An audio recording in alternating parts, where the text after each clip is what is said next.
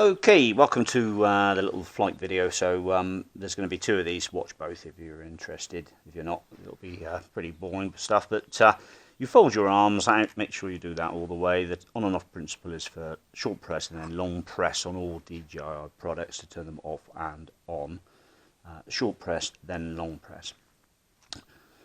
So attach the sticks to the controller, make sure that everything is looking pretty good, and then you can adjust your camera just to make sure that you're in the right area and you've got all connections, and load your SD card up. You want a high-speed SD card if you're going to shoot 4K. If you're only going to use the 2.7K, it's going to not require such a high-speed card, but I normally select Cine mode just to take off. It's a little bit more forgiving in the rotating axis, and that's about it really. So to start the drone up, you push both sticks to the opposing bottom right corners of each of the controller, like so.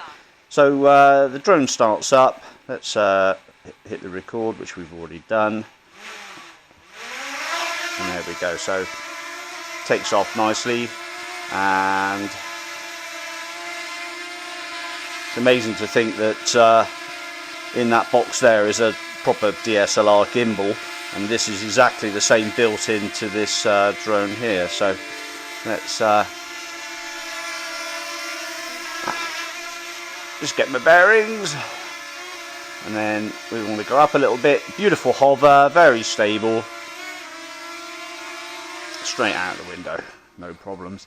Right, so once we're outside, it'll hook up to the GPS and it will set the home point.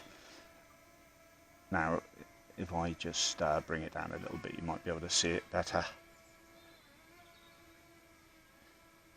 So, rotation round on one axis, like so. You can see the gimbal doing its job very well. Perfectly stable videos.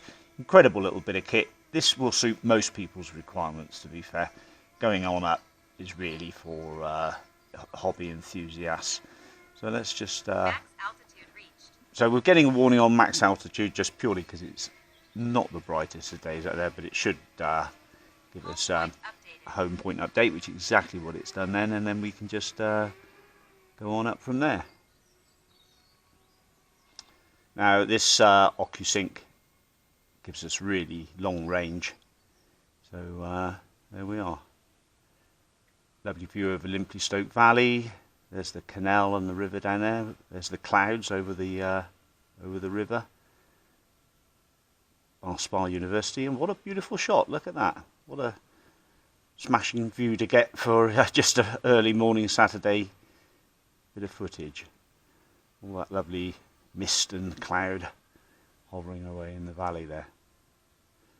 And once you get the knack of it, it's really easy and very rewarding. I mean, it works just so well on still days where there's not much wind. I think you can't really fly these in any major wind because they're so light, but certainly in some wind you can, no problem.